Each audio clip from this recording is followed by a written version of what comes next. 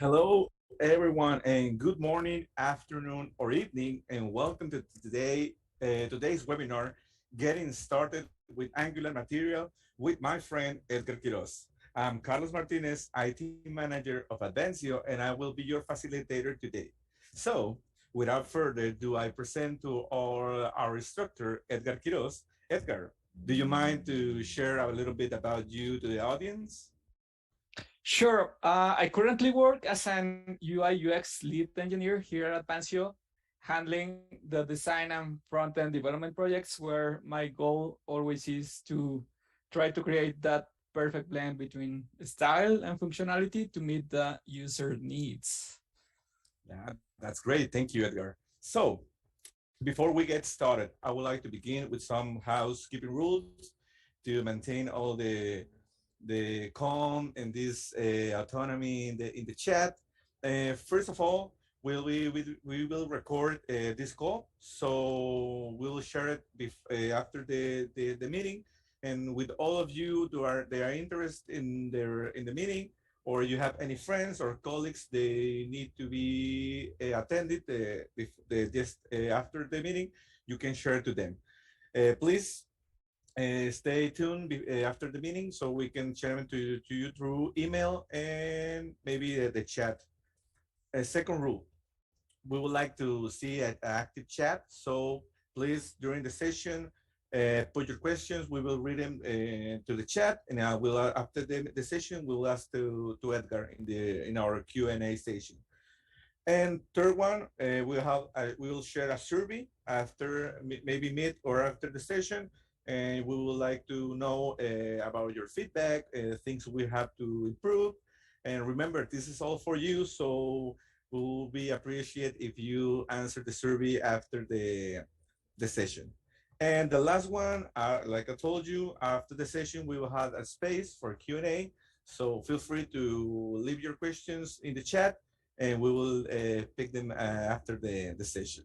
So before we start the webinar, I would like to tell you a little bit of what we do or what Advancio does for the world. So Advancio is a software development and IT consulting company based on the beautiful Los Angeles, California. We help fast-growing companies to hire technical talent by offering them access to our global tech talent company to global tech talent hand-selected engineers. So we strive to be above all experts in tech, and we hope to enjoy our today's content. Now, today, Edgar will be teaching us about the basic designs and materials that each UI and UX engineers and front-end developers should manage and know to ease their development efficiency. So, Edgar, are you ready for this?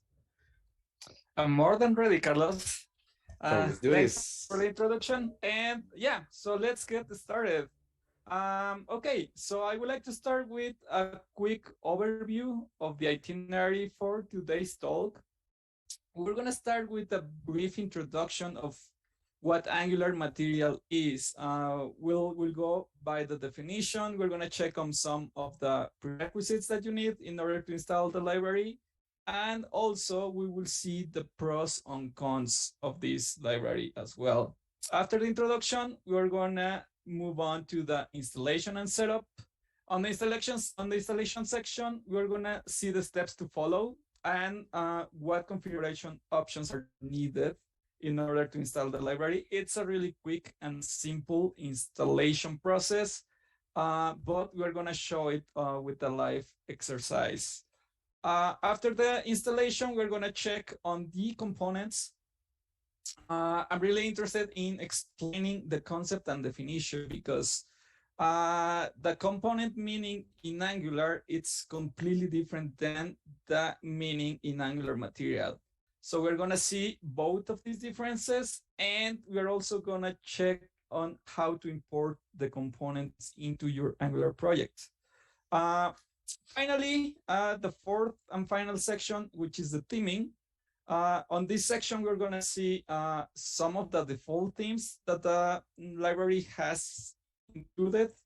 And also, we're going to see how to create a custom theme and how to use a color palette tool that Angular material provides us. Okay, so what is Angular material? The definition, the basic definition is that it is a user interface component library slash design system for Angular applications. It provides components and customizable themes to create attractive and consistent web applications adhere to modern web design principles. In other words, Angular Material is a library that was created with the goal of helping developers speed up the development process with elegant components. Now, some of the prerequisites that we need to take into consideration is that we need to have Node.js and Angular installed on our machines. As we know, Angular runs on Node, and we need a command line interface to install the Angular Material library. Um, Next, some of the Angular Material pros and cons that I would like to explain. The number one, and probably one of the most important, is the consistency. Why is consistency part of this Angular Material library? Well, consistency is one of the most powerful usability principles in user experience, because when things always behave the same, users don't have to worry about what will happen next.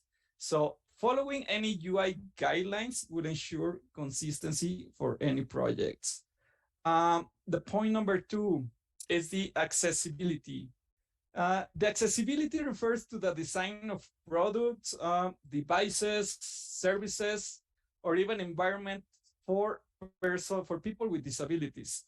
Now, in the tech world, we have this definition of, or more or less this categorization of people with disabilities in 4 different categories, right? We have motor disabilities, we have deaf or hard of hearing, we have cognitive and vision disabilities. And interesting fact, people, 13% of people around the world have at least one kind of disability. So material design have made a lot of emphasis into this accessibility term, so we can build great components available for all the people. So, and why this is important? This is important because physical and cognitive disabilities can inhibit people from fully engaging with technology. And we don't want that, so there's the saying that solve for one, extend to many. The third point is the responsiveness. As probably many of you are really familiar with this term, responsiveness is really is an approach that allows the design across various devices and suggests that the design should respond to the user's behavior based on the screen size. So no matter what screen size the user has on its hands, whether it's a mobile device, a tablet, or a desktop application, any new or decent web application needs to be responsive. It needs to respond to the user behavior. The fourth point, Angular material, it's proven and well tested.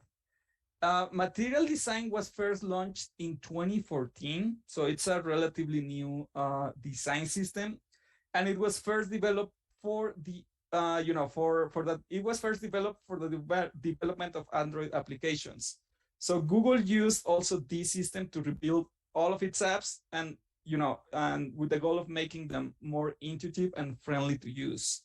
So another interesting fact about this development is that Google Material initially was named as Quantum Paper. And the name came because it was designed to mimic real life materials with a flat disposition, such as like a normal sheet of paper. But they wanted to mimic that sheet of paper with lightning and shadows and transform it into the digital world. So that's kind of how the origins of the Angular Material library started. Then we have the fifth point, that it's fast and customizable. Again, as I mentioned before, one of the goals of Angular Materials was to put like a tool for the developers so they could code faster applications, right? So they wanted to provide the developers a whole set of components that they could easily use to build the web applications, and and also run it in terms of load times. They wanted to make it so fast that they could not complain about the library. So it really is fast, since it's especially built for Angular. So it's a really really good library to keep in mind if you want to code fast and have a great performance. Now, with all these pros, there's also a section of cons. Non-library is perfect. Some of the libraries are mostly based on preference of the users, but some of the cons that Angular material has is that the number one, it doesn't use semantic HTML. So we are not going to find in the code or in the schematics of the text the normal naming convention for the HTML tags, such as h1, div, or sections, or buttons. All those original names for the HTML elements are not used in Angular material. But you just need to get used to it. It's a matter of getting familiar with them and not really memorize them, because you always have the API library reference to look for the names. And if you want to learn the tags, well, it's better, but it's not required. The number two is that components can be hard to customize. If you don't have really a lot of experience using the library, you can get a little difficulty trying to customize the components. And this is because of the consistency that Angular material wants to maintain. So it's possible to customize the components, but it's not that easy. Then moving on to the point number three, branding matching might be challenging. And this is, again, it has to do with the consistency. So whenever you are using more than one style guideline, as we know, Angular material has its own, but there's sometimes or projects that require to use a different style guideline. So it might be challenging to combine both of them.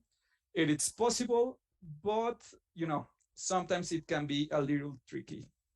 Okay, so installation and setup. I wanted to place these 4 steps right here, just so we are aware of what is needed in order to install the Angular material library. The step number 1, and it's the main one, it's really easy. We just need to run a command line on the Angular project folder so that the Angular material library downloads and set up and gets a place within the node modules of your Angular project. The step number 2 is that we're going to have to select a theme for the project. Angular material comes with 4 themes by default, and we just have to pick one. Okay, the step number 3, it's something that Angular does automatically. We need to import the browser animations module. But I wanted to place this point right here because even though Angular already does it, I wanted to show you, I'm going to show you what files are actually modified within the Angular project structure. And the 4th point, or the 4th step, is that we need to import the material component references. We're going to dig a little bit deeper on the section of components once we hit there. But let's start with the installation. So let's run the code. I'm going to show you guys a quick project that I created on Angular. This is a fresh and new project that I just created. And I'm going to show you what are the necessary steps to install the library. Okay, so the very first step is that we need to run the installation command. We can get this command directly from the Angular material website, which is the material.angular.io.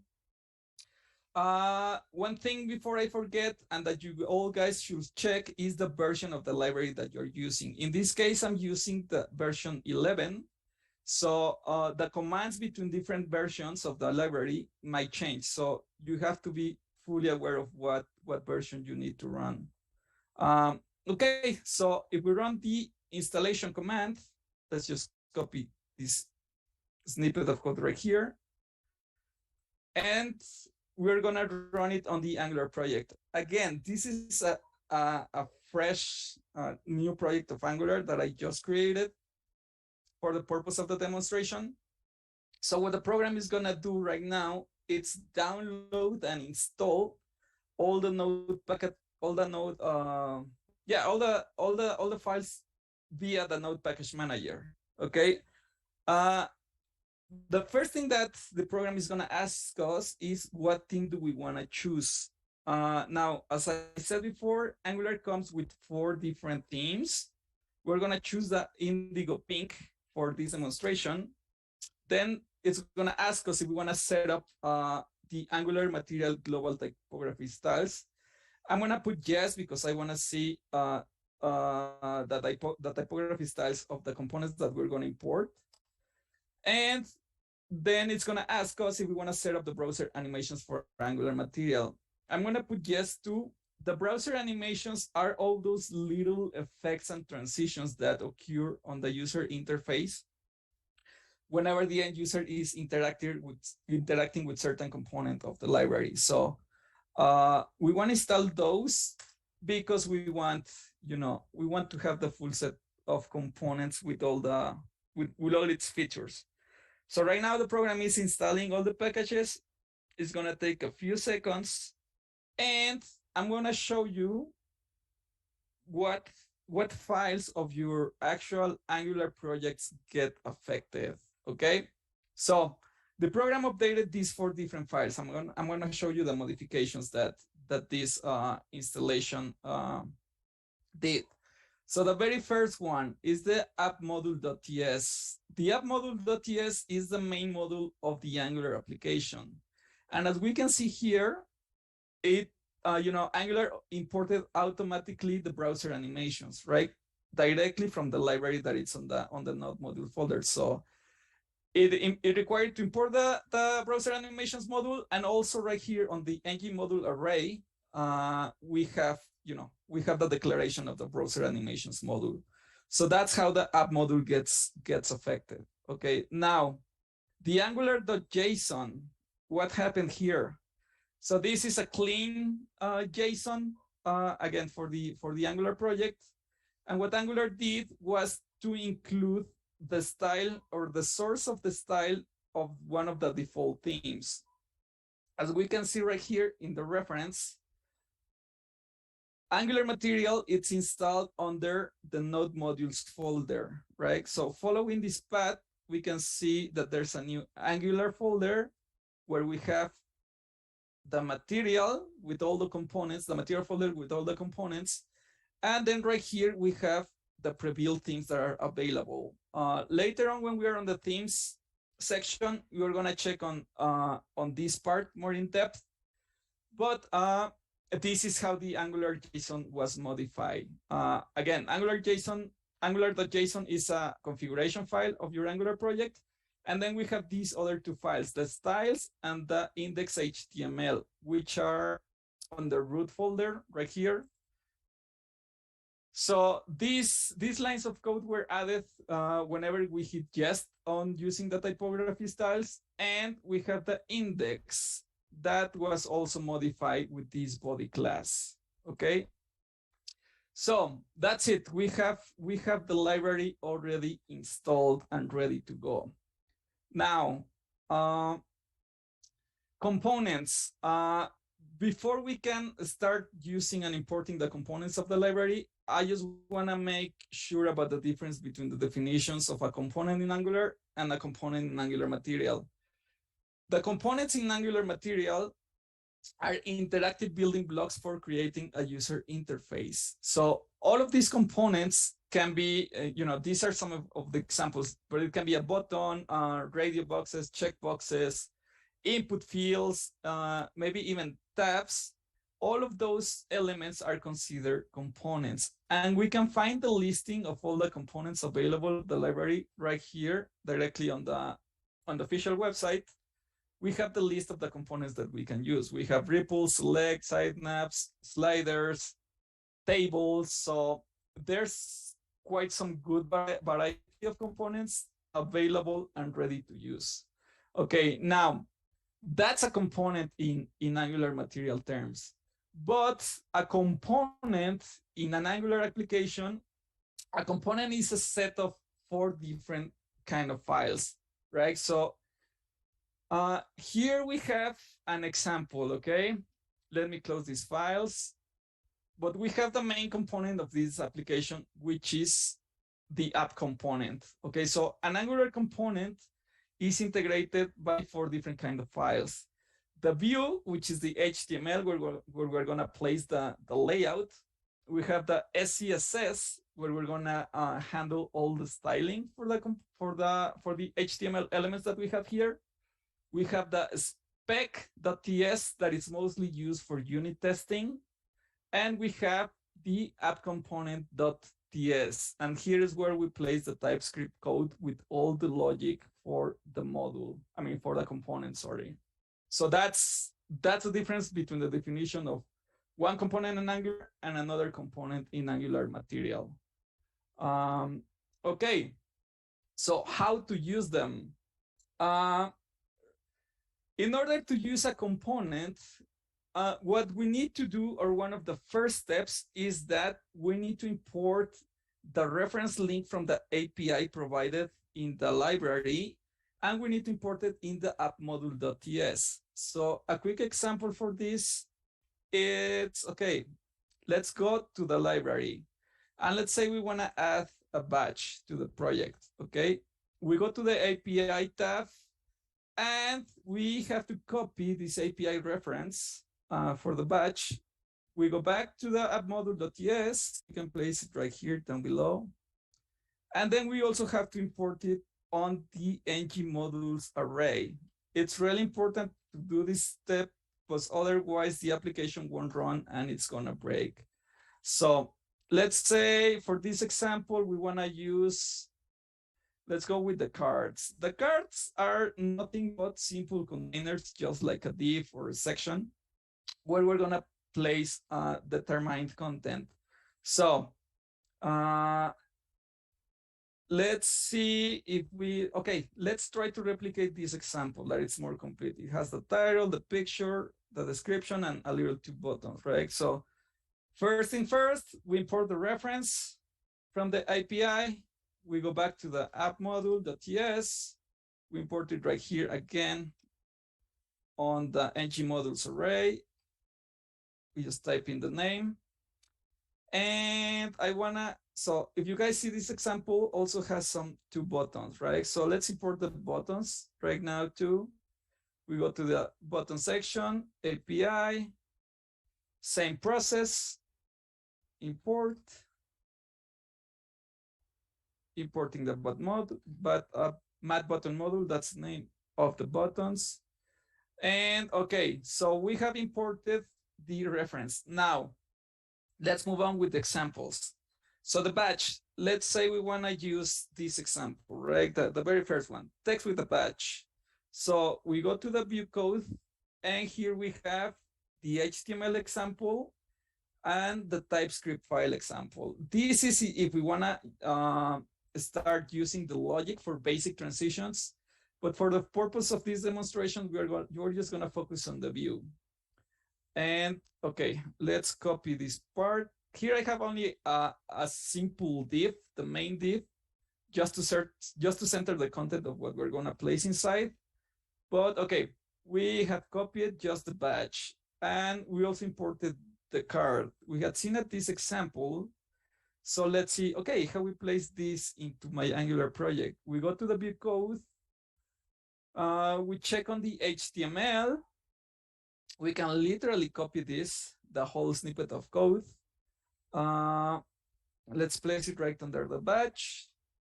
We do have a few classes right here. Example header image.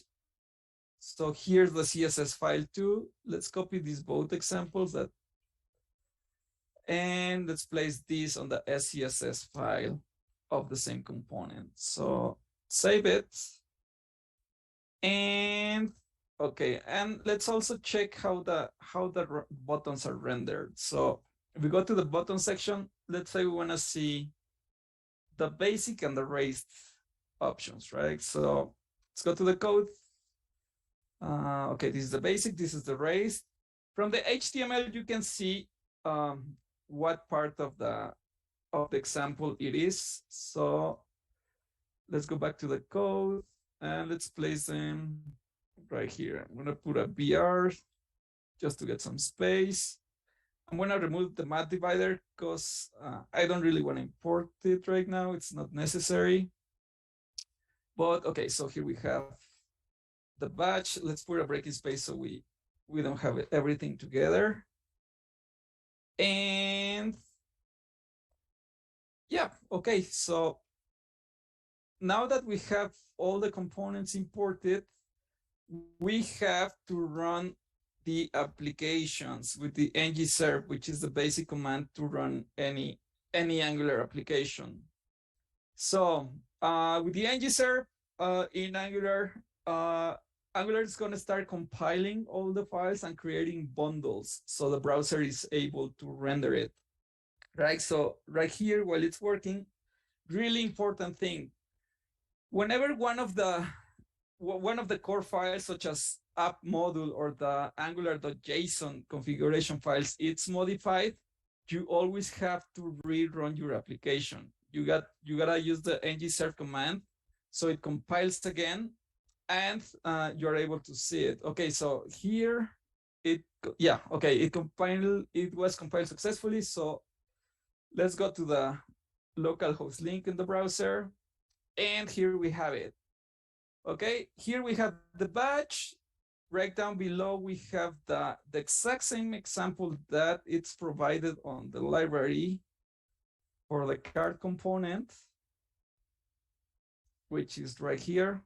So you guys see it's all the same. And oh, that's the code. And right down below, we have the example of the buttons, right? The basic, primary, accent, warrant, disabled, and link. So here are 6 different states of the buttons. I wanted to use the buttons because it's gonna give us a better idea on how to use the colors. Okay, so going back to the presentation, how to use them. We're gonna move into the theming. So right now we just saw how to import the components from the library, and we're gonna continue with the themes. The Angular Material Theming system lets you customize color and typography styles for components in your application.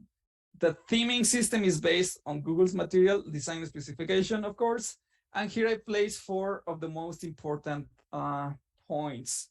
So for themes, it's always recommended to use the .scss format or Sass. Why? Because we need to use variables whenever we're setting a theme or a different color palette. And we need that format so Angular can recognize the variables. The second is that we have the ability to create custom themes from scratch. We're gonna see how to do that in a bit right in the code. And the third point is that it focuses only on 3 colors: primary, accent, and warm. So less is more, people, and for the designers too. For any color palette that Angular Material has as default, it only focuses on those three colors. Lastly, we're going to see the color tool that is available from the material resources, and it will teach us how to use it and how to go in terms of accessibility. There's a tester that we're going to see in a bit, and we're going to see how to use that testing tool so we can make our components more accessible. Okay, so how to create a custom theme. We have to go back to the code, and one really quick exercise that I like to do, it's that if you guys can recall correctly, we have 4 themes by default in Angular. Okay, here we're using the indigo pink, but let's try one of the other 4 that are available on the pre-built themes. If we change the route of just the name of the file, let's say we want to use the purple green that I believe is a dark theme. All we need to do is change the reference of the style file. We save the Angular JSON, and remember, since the Angular.json file was modified and it's a configuration file, we need to run the application again. So we type in again the ng-serve. So Angular compiles all the files again and creates the bundles. And we're gonna move in a bit to the browser to see what changed. So right now it's still processing. Okay, compiled successfully. Moving back to the browser. Here we have the change. So this is what the purple green theme entails. It has a dark background. This theme, again, I believe it's intended for a dark mode, but we can see how the other colors change, right? We have the primary, the accent, and the warn. Now that's one of the default themes. What do we need to do if we want to create our own custom theme? So what we need to do is that I'm going to stop the program from running right now. And the very first thing we need to do is that we need to create a new SCSS file on the root folder of the project, right? So here we have the main styles.css. I'm going to create a new file and I'm going to name it custom theme.scss, right? So here's where we're going to declare a new theme. We're going to import some of the Angular functions so this file gets recognized along with the styles. And we're going to go back to the API reference library to see what is the code that we need to use. So we go back to the theming your own component section in the material website. And we're going to need to use this snippet of code, right? Again, what this code is gonna do is that it's gonna import some local functions to create the theme, and also, it's gonna declare some of the variables for the colors. Let's hit save for this part, and we're gonna do some testing with the colors after we install it, right? So we have this snippet of code that we pulled from the API reference library. Next thing we need to do is that we need to go back to the angular.json folder, and we no longer want to use the purple grill theme. We want to use this new custom theme that we are creating. So what we need to do is just add the reference to the new style sheet that we just created, right? So let's place the new source. And okay, we save the file. This file is saved. Let's run the command again. ng-serve. And okay, so right here, we have declared the primary and the accent color. The warrant color is not necessary to be declared right now because it by default gets the same color. If we wanted to, we could modify it right here by adding another variable, but we're gonna have, error, include candy carousel theme. Okay, let me go back to the API reference and include, okay, so this we don't need. We're just gonna stick to the Angular material theme. So let's save the file. Okay, so it compiled successfully, and yes, the reference right here, it's updated. So going back to the browser, we are gonna see that the colors changed back. Now we have right here the primary, the accent, and the warn, right? I want you guys to focus on these differences. So going back to the code, and we go to our custom theme file, we have the matte indigo. And okay, where is this matte indigo color getting pulled from? It's getting pulled right from the material folder, from the file named underscore theming.scss. So right here, we're gonna find a whole set of color palettes that are already predefined. Okay, so our theme is pulling the matte indigo color palette. Okay, let's say we wanna choose the purple. We just need to change the variable. So the whole set of colors is right here. But let's go with the matte purple. We just need to remember the name. We change the indigo for the purple. If you guys don't pass any arguments after the variable, the matte purple or the color that you pick, it's usually gonna be the 500 or the A400, right? The rest of the colors are there, and the browser animations use them for some of the transitions or interactions that the user has with the components. So we change it back to matte. Well, we change it to matte purple. Let's hit save. And we should see, well, it's almost the same color. So let's use another one. Let's use the cyan, the matte cyan. Matte cyan.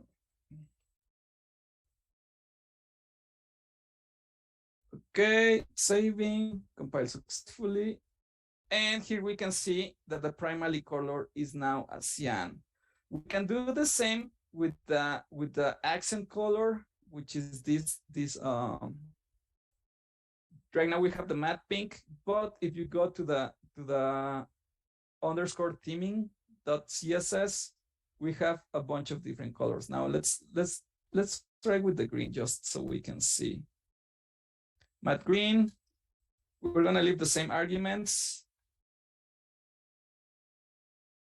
Compile successfully. And here is the green color that is set by default.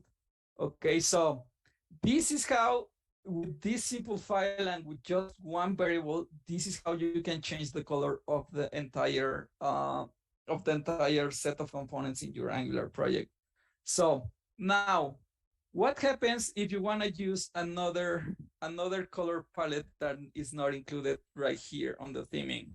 I find it hard to believe, but if that were the case, what you need to do is just to add this variable on the custom theme set right after the matte core. Let's see if it works. I haven't tried this in a while, but let's say matte amber. So let's say on the custom theme here, you got a UI guideline from the client that you're working for, and this is their set of colors, right? You're gonna define them here. So what you need to do is to include them right here, right after the matte core, but before the variables declaration. Why? Because this is still a cascade style sheet. So remember that Angular reads it from the top to the bottom. So if we will place this code after this part, it wouldn't break. I mean, it will break because you know it's a synchronous way of reading the style sheet. So let's say if it works, and let's change the matte cyan for the matte amber.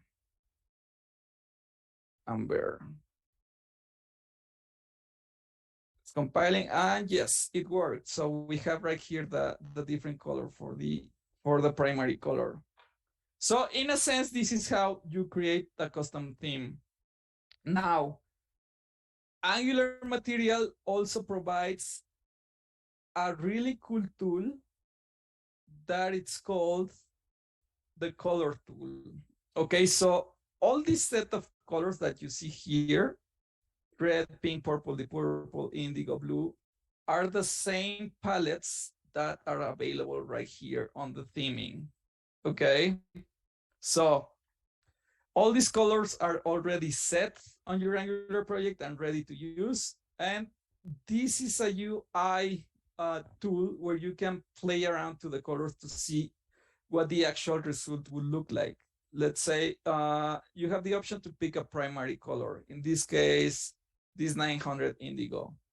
If you go back right here and select the secondary color, you can pick a different color and see how it will look in the interface. The interface gives you 6 examples of the possible combinations. You see, just so you can check how this combination will look prior to your implementation. So you can play with the colors right here without having to be placing them and changing the variables on the code. So this is a really cool cool tool to use. Usually, okay, let's try with the blue, the secondary, a lighter blue, and there you go, you can be making a lot of combinations. One of the most cool parts of this tool is that we have the accessibility, right? As you guys remember, prior to the coding part, we saw the accessibility as one of the main points for Angular material. And right here, this accessibility tool focuses on the text. So what this thing tells us is that, okay, if you're gonna use this color blue of this color of blue, and you wanna use some text on top of it, you need to have you can use white text with a minimum of 45% of opacity, or you can use a smaller text, not as big, with the opacity at a minimum of 64. If you use black text, it's not going to be visible, right? So this is like a pretty much a guideline onto playing with the colors and see which background color will work with white text or with black or dark text, right? So on the custom part, you can also select your own colors. Let's say you don't want to use any of the default palette. You can come right here to the custom circle and play around. Or if you have a strict guideline from a client that wants to use their branding colors, you can come right here and place the hexadecimal number of their color, and even tell your client, oh, okay, well, your main color doesn't work for large text on for white text on a large text, so it's not legible. So this is a really cool tool for readability in terms of UI, and of course it's open source, it's free. It's right here on this link, material.io resources.color. So with this part, I think we are concluding the presentation. Now I'm gonna pass the word to my friend and co-worker Carlos, so he can handle the question and answer sessions for this part. Thank you, Edgar, for that great webinar. This is awesome information so for our co-workers and attendees to know more about Angular material and how they can use it for improve their abilities. And this the team palettes and the custom themes are really good. They're really good things, so they can use them. So now we can go on the Q&A session. So if you are ready and I'm ready, let's go for to read some questions about our public. So remember, you can write them down in the chat or here in Facebook. We are Facebook and Facebook too, so feel free to leave your questions. So the first one, Edgar, what are others examples of design systems? Okay, so yeah, well, Google is not the only the only tech company that has its own set of design systems. Most of the big tech companies, I will say, have their own because their apps are so complex that need a constant, maintenance and evolution and integration of new components. But for example, IBM's design system, it's called Carbon Design System. For Shopify has its own design system. It's called Polaris. Apple has its own. It's called Human Interface Guidelines. And also I think Salesforce also has its own, and it's that one is called Lightning Design System. Again, all these systems, it's work for whenever you want to create some application using those kind of frameworks. And yeah, I mean, another design system that could be considered as a design system, it's Bootstrap. It's one of the legendaries and very first ones. So that will be another example. But yeah, there's a bunch more that people are starting to realize they exist and to use too as well. Nice. It's good to know there is a diversity of design systems there in the market. Next question: is there a library for the designers with all the Angular material components? Yes. So actually, all those components that we saw on the Angular Material website are available as an editable files for the most popular design software, such as, for example, if you use Figma or Adobe XD, those UI kits are available directly from their websites, and they're open source. So you can just download the whole library, and you don't need to actually design the components because they're already done for free. So it's another really helpful tool for the designer as well, not only the engineers. Nice. Let's see other questions here in the chat. It is Angular material open source? Yes, it is. It's open and free to anyone who would like to use it. It's an open source code maintained by Google, of course. So yeah. That's nice. And what is the major benefit of using Angular material? I will say it's probably for the front end engineers or developers that it allows them to build web applications in a much more fast way. It's really easy to use, as we just saw. Like, it took us only a few minutes to import the components. But I will say, yeah, efficiency and speed for the developers. Perfect. So if I people that I don't know about UI UX and I wanna enter to this world, you recommend Angular material for first thing you to know and start this career? Totally. I mean, even if you're not even if you don't have too much experience with design system, especially for the front end engineers, if you had no idea about the styling or UI guidelines, all you need to do is go to the library, download it, install it, and start using those components. Why? Because those components are already proved, and they're accessible, they're efficient, they're fast, so you wouldn't have any inconvenience in terms of user experience. Nice. So I think there is no more questions in the chat.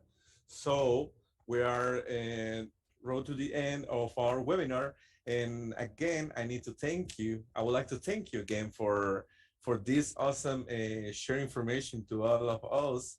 It was awesome to hear you about talking about all of this Angular material and all this world of styling. So thank you, Edgar, again for sharing with us. Thanks, my friend. Yep, happy to do so. So, yeah, We thank hope you we hope everyone to see for you. We joining hope to us. see you again here. Totally, yes. Yes, Yes. absolutely. For the rest of us, thank you everyone for this great webinar.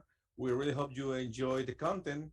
And if you like it, don't forget to like, share, and subscribe. Share it with your friends, with your colleagues. And if you know somebody they will like to know more about Angular material, to them. And guess what? For the people outside, we'll have job openings. So if you like an environment where you can embrace your uniqueness and keep growing as a people, as an engineer, in knowing a family, Advancio can be for you. Visit advancio.com slash job seekers and learn about all the available roles that we have for you. And now, officially, we have come to the end of our webinar. So thank you everyone for joining us, and good evening, good night, or good morning, depending on wherever you are seeing us. And we see you on the next month with more topics. So thank you Edgar again, and see you everyone in next month. Take care.